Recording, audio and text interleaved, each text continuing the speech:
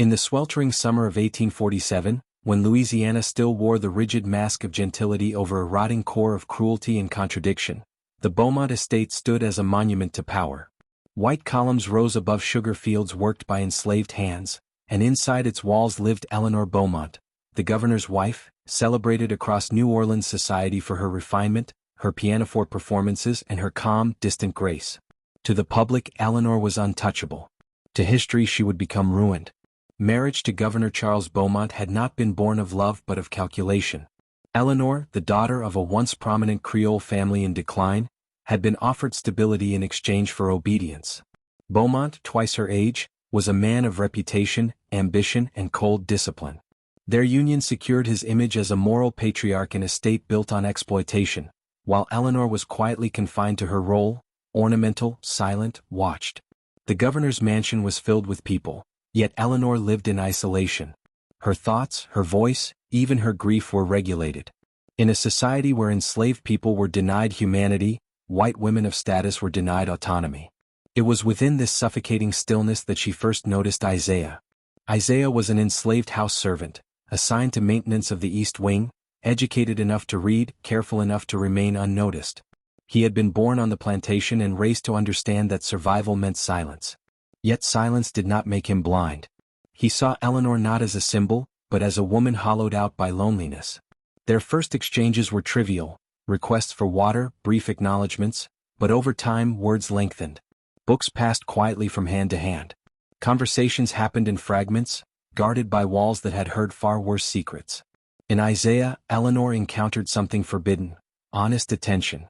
In Eleanor, Isaiah encountered something dangerous, recognition. What grew between them was not lust as society imagined it, but a fragile rebellion, two lives crossing the rigid lines of race, class, and power in a world designed to crush both differently. The affair, if it can be called that, was never public, never indulgent. It unfolded in moments stolen from surveillance, shared silence, whispered reflections, hands briefly touching in acknowledgement of shared humanity. But in the antebellum South, the mere implication of intimacy between an enslaved man and a white woman was considered a crime beyond forgiveness. Rumors began as they always did, an overseer noticing prolonged glances, a maid overhearing too much, a political rival seeking leverage. By autumn, whispers had reached the governor's inner circle. What followed was not investigation, but vengeance. Isaiah was seized without trial. Records claim he was sold downriver, a euphemism for disappearance into harsher plantations or death.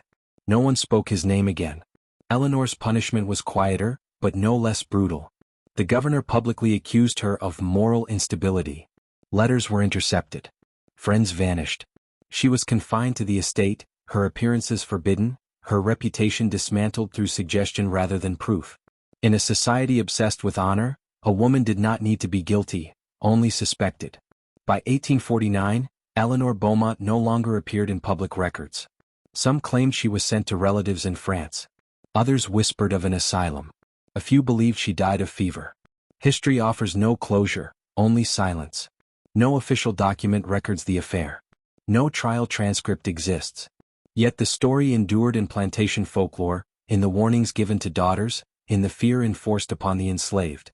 Eleanor's ruin was not merely personal, it was symbolic. It revealed the truth of the antebellum South. That power feared intimacy more than violence. That slavery corrupted every relationship it touched. That women and the enslaved were punished for crossing lines men themselves drew and violated freely.